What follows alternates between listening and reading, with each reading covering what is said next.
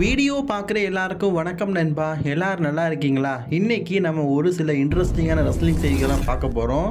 நம்ம ராக் இருக்கிறார்ல, அவர் ரெசல்மேனியாவுக்கு கூட்டிகிட்டு வந்தாச்சு. எப்படியாவது பார்த்தீங்கன்னா க்ரௌன் ஜுவலுக்கு கூட்டிகிட்டு வரலான்னு ஒரு பிளானாக நம்ம ட்ரிபிள் ஹைச் வந்து ஒரு மிகப்பெரிய அவார்டை கிட்டத்தட்ட 20 வருஷத்துடைய உழைப்பாக சம்பாதிச்சிருக்கிறாரு. மற்றும் நம்ம டாமினிக் மிஸ்டீரியோ திடீர்னு கல்யாணம் பண்ணிட்டாருங்க. இதே போல் ஒரு சில ரெஸ்லிங் செய்திகளை பற்றி பார்க்கலாமா? அதுக்கு முன்னாடி சேனலுக்கு ஃபஸ்ட் டைம் வந்துருக்கோங்க, சப்ஸ்கிரைப் பண்ணி பெல் ஐக்கானை கிளிக் பண்ணி வச்சுக்கோங்க. தினமும் போட்டு ரெஸ்லிங் செய்திகளை தமிழில் தெரிஞ்சுக்கோங்க. ட்ரிபிள் ஹைச்சோடைய மேசிவான விஷயங்கள், அதாவது அவருடைய முக்கியமான செயல் திட்டங்கள் இப்போ சமீபத்தில் சக்ஸஸ் ஆகுது. போன வருஷம் சம்மர் ஸ்லாமுக்கு அப்புறமா WWE எந்த அளவுக்கு போர் அடிச்சுன்னு தெரியுமே.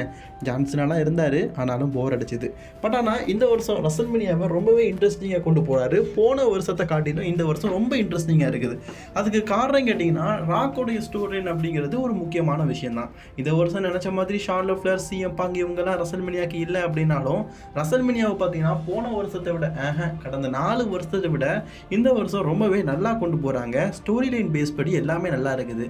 ரெசல்மேனியாவில் பார்த்தீங்கன்னா இருக்கிற எல்லா சூப்பர் ஸ்டாருக்கும் பார்த்தீங்கன்னா சேலரியை WWE பார்த்தீங்கன்னா வாரி வழங்கியிருக்கிறாங்க அப்படிங்கிறது ஒரு குறிப்பிடத்தகுந்த விஷயம். ஏன்னா எல்லாருக்குமே சேலரி ரொம்ப அதிகம். ஸோ அதுலேயும் குறிப்பாக ராக் இப்போ WWE பார்த்தீங்கன்னா இந்த ரெசல்மேனியாவில் சண்டை போட வராரு. ஸோ அதுக்காக தனியாக பார்த்தீங்கன்னா அவருக்கு அமௌண்ட் கொடுக்கல. அதுக்கு பதிலாக பார்த்தீங்கன்னா அவருடைய பொசிஷனல் சேலரி தான் கொடுத்துருக்குறாங்க. அதாவது WWEயோடைய போர்ட் டைரக்டர் அப்படின்னு சொல்லுவாங்க. அதாவது இப்போ ஒரு கம்பெனி நடத்துகிறாங்கன்னா பார்ட்னர்ஸ் இருப்பாங்களா, அந்த மாதிரி ஒரு பார்ட்னராக பார்த்தீங்கன்னா சேர்ந்துருக்கிறாரு நம்மளுடைய ராக், டுவேன் ஜான்சன். ஸோ அதனால் அவருக்கும் ஒரு ஷேர் போகும்ல. அந்த வகையில் ராக்கு கிட்ட ஒரு விஷயம் கேட்டிருக்கிறாங்களாம். க்ரௌன் ஜுவல் பார்த்தீங்கன்னா சவுதி அரேபியாவில் நடக்குது.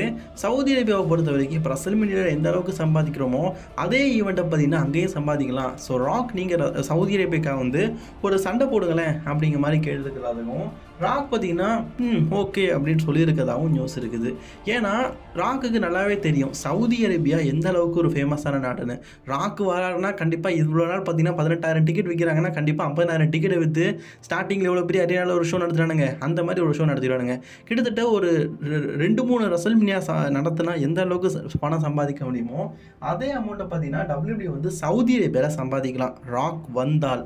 அதற்காக ராக்கை பார்த்தீங்கன்னா சவுதி அரேபியாவுக்கு வாங்கலேன், ஒரு மேட்ச் விளையாடுங்களேன் அப்படிங்கிற மாதிரி பேச்சுவார்த்தை நடக்கிறதா ஒரு சில செய்திகள் இருக்குது. அப்படி ஒருவேளை ராக் வந்தாருன்னா எனக்கு தெரிஞ்சு கோடி ரோட்ஸ், செத் ரோலன்ஸ் அல்லது ரோமன் ரெயின்ஸ் கூட ஒரு மேட்ச் போட்டதுக்கு ரொம்ப வாய்ப்புகள் அதிகமாக இருக்குதுன்னு நினைக்கிறேங்க. கோடி ரோட்ஸ், அதாவது நம்ம ராக்கை வந்து இந்த வருஷம் ரெசல்மேனியா மட்டும் இல்லை அதுக்கப்புறமா கூட ஒரு ஈவெண்ட்டில் பார்க்க போகிறோம் அப்படிங்கிறது கூடுதல் சிறப்பான விஷயம். எது எப்படியோ இந்த வருஷம் ப்ராக் லெஸ்னருக்கு எப்படி போன வருஷம் ரசிகர்களுக்கு அந்த ரெசல்மேனியாவிலேருந்து சம்மர் ஸ்லாம் வரைக்கும் தொடர்ந்து சண்டை போட்டு ஃபேன்ஸ் எல்லாருக்குமே ஒரு எனர்ஜி பூஸ்டாக கொடுத்தாரோ அதே மாதிரி ராக் பார்த்தீங்கன்னா இந்த வருஷம் ரெசல்மேனியாவிலேருந்து சம்மர் ஸ்லாம் வரைக்கும் கண்டினியூஸாக ரெஸ்லிங் பண்ணி ஃபேன்ஸை கொஞ்சம் குதூகலப்படுத்தவரை எதிர்பார்க்கலாம். WWE வீக்லி ஷோஸ், அதாவது ராஸ் மேட்டனை பொறுத்த வரைக்கும் பொதுவாகவே 12,000 14,000 மினிமம் 10,000 9,000 ஆடியன்ஸ் கூட பார்ப்பாங்க. இதுவே ஒரு பெரிய அட்டண்டன்ஸ் தான். ஆனால் இந்த வாரம் நடந்த ஃப்ரைடே நைட் மேட்டனை பொறுத்த வரைக்கும் 16,000க்கும் மேற்பட்ட மக்கள் வந்து ஃப்ரைடே நைட் மேட்டனை ஆடியன்ஸாக பார்த்துருக்குறாங்க அப்படிங்கிறது குறிப்பிடத்தகுந்த விஷயம். ஒரு சீட்டு கூட காலியாக இல்லாமல் எல்லா சீட்டுமே பார்த்தீங்கன்னா விற்றுருக்குது. கொஞ்சம் விட்டால் WWE சம்மர் ஸ்லாம்லாம் நடக்கும்போது முன்னாடியெல்லாம் சேரை போட்டு உட்கார வச்சு ஆடியன்ஸை பார்க்க வைப்பாங்கல்ல, அந்த மாதிரி ஸ்மாக்டவுனை பார்க்க வச்சுருப்பாங்க போல இருக்குது. அந்த அளவுக்கு பார்த்தீங்கன்னா டிக்கெட் விற்றுருக்குது. அதுக்கு கண்டிப்பாக பீப்புள் சாம்பியன் ராக், கோடி மற்றும் செத் ரோலன்ஸ், ரோமன் ரெயின்ஸ் இவங்க எல்லாருமே சொல்லலாம். ஏன்னா 4 எப்பிக் ரெஸ்லர்ஸ் நேருக்கு நேர் ஃப்ரைடே நைட் ஸ்மாக்டவுனில் மோதிக்கிட்டாங்கல்ல ஒருத்தருக்கு ஒருத்தர் பார்த்து. அதனால் ரசிகர்கள் ஸ்மாக்டவுன் டிக்கெட்டை விரும்பி வாங்கியிருக்கிறாங்க. கடந்த 2 வாரம், அதாவது போன வாரம் ஸ்மாக்டவுனுக்கு ராக் வந்திருப்பார். 12,000 டிக்கெட் விற்றுருக்கும். ஆனால் ராக் இருந்திருக்க மாட்டார், ரோமன் ரெயின்ஸ் இருக்க மாட்டார், கோடி ரோட்ஸ், செத் ரோலன்ஸ் தான் இருந்திருப்பார். ஆனால் ராவோட டிக்கெட் சேலிங் 14,000. போன வாரம் பார்த்தீங்கன்னா ஸ்மாக்டவுனோட டிக்கெட் சேலிங்கிறது, அதாவது அந்த அரினால அவ்வளோ பேர் தான் உட்கார முடியும், அதனால் 12,000 டிக்கெட் விற்றுச்சு. ஆனால் இந்த வாரம் பார்த்தீங்கன்னா கொஞ்சம் பெரிய அரினா, அதனால் 16,000 டிக்கெட் விற்றுருக்கான். இது அஃபிஷியலி பார்த்தீங்கன்னா WWE சொல்லியிருக்கிறாங்க. அடுத்த வாரம் நடக்க போகிற ஃப்ரைடே நைட் ஸ்மாக்டவுனுக்கும் ராக் வராரு, ரோமன் ரெயின்ஸ் வராரு அப்படிங்கிறது கூடுதல் சிறப்பான விஷயம். கண்டிப்பாக கோடி ரோட் செவில் அடைஞ்சாரு, அதுக்கு ரிவெஞ்ச் கொடுப்பாருன்னு நினைக்கிறேங்க. அதுக்கப்புறமா நான் சொல்வதெல்லாம் உண்மையை தவிர வேறு எதுவும் இல்லை. எஸ், நம்ம டாமினிக் மிஸ்டீரியோக்கு கல்யாணம் ஆகிட்டு. போய் சொல்லாத, அது மீசை கூட முளைக்காத குழந்தை அப்படின்னு கேட்டிங்கன்னா கூடிய சீக்கிரம் இந்த குழந்தைக்கு ஒரு குழந்தை பிறக்க போகுது. எஸ், நம்ம டாமினிக் மிஸ்டீரியோ பார்த்தீங்கன்னா கல்யாணம் பண்ணியிருக்கிறாரு. ஸோ டாமினிக் மிஸ்டீரியோ பொறுத்த வரைக்கும் பார்க்கறதுக்கு அப்படியே நம்ம தலை அஜித் மாதிரி பார்த்தீங்கன்னா குழந்தை முகத்தோடு இருந்தாலும் உண்மையிலேயே பார்த்தீங்கன்னா அந்த ஹீல்டன் தனத்தை பயங்கரமாக WWE பண்ணுறவர் தான். அவருடைய கல்யாணத்துக்கு பார்த்தீங்கன்னா ஆஸ்டின் தேரி, டேமியன் பிரேஸ், மாமி ரியா ரெஃப்லியை கூப்பிடாமல் இருக்க முடியுமா? மாமி இல்லாமல் டாமினிக் இல்லை, டாமினிக் இல்லாமல் மாமி இல்லை. ஆனால் இவங்க நடுவில் ஒரு சக்காலத்தி வேறு வந்துட்டா. ஸோ ரொம்ப நாள் லவ் பண்ணியிருக்கிறாங்க. ஸோ கிட்டத்தட்ட பார்த்தீங்கன்னா 10 வருஷம் லவ் பண்ணியிருக்கிறாங்களாம். உண்மையிலே நம்ப முடியல. ஸோ அந்த ஃபோட்டோ இமேஜ்லாம் எனக்கு கிடச்சிது. இந்த பொண்ணு பார்க்கறதுக்கு உண்மையிலேயே செம்மையாக இருக்காங்க. டாமினிக் பற்றிய பாருங்களேன், டாமினிக்கு நீ 1ஆம் கிளாஸ் படிக்கிற பிள்ளை மாதிரி இருக்கப்போ அப்போவே இந்த பொண்ணை கரெக்ட் பண்ணிட்டா உங்களுக்கு. ஏன்னா அந்த பொண்ணு அப்போவே பார்க்கறதுக்கு கொஞ்சம் மெச்சூரிட்டி அழகாக செம்மையாக தான் இருக்குது. நம்ம டாமினிக் மிஸ்டீரியோ குழந்தை முகத்துடன் இருக்கும் கொலைகாரனாக இருக்கிறார். ஸோ சின்ன வயசுலேருந்தே காதலித்து வந்திருக்கிற இவங்க பார்த்தீங்கன்னா கல்யாணம் பண்ணியிருக்கிறாங்க. உண்மையிலேயே எனக்கு பார்க்கறதுக்கு ரொம்ப சந்தோஷமாக இருக்குது. பிகாஸ் ஒரு சின்ன வயசுலேருந்து காதலிச்சு, அதுவும் வெஸ்டர்ன் கண்ட்ரியில் காதலிச்சு இந்த மாதிரி நான் இது வரைக்கும் இந்த ரெஸ்லரையும் பார்த்தது கிடையாது. டாமினிக் மிஸ்டீரியோ இதை நினைக்கும் போது எனக்கு ரொம்ப பெருமையாக இருக்குது. டாமினிக் நீங்கள் வசதியில் ரொம்ப பெரிய ஆள், மற்ற எல்லாத்துலேயுமே பெரிய ஆள், அவங்க ஃபேமிலி சுச்சுவேஷன்லேருந்து எல்லாமே. பட் இருந்தாலும் கூடயே படித்த பொண்ணை பார்த்தீங்கன்னா இத்தனை வருஷம் டேட் பண்ணி லவ் பண்ணி ஃப்ரெண்டாக இருந்து இப்போ கல்யாணம் பண்ணியிருக்கிற டாமினிக் மிஸ்டீரியோ அவருக்கு கண்டிப்பாக நம்ம எல்லாருமே வாழ்த்துக்களை தெரிவிப்போம்.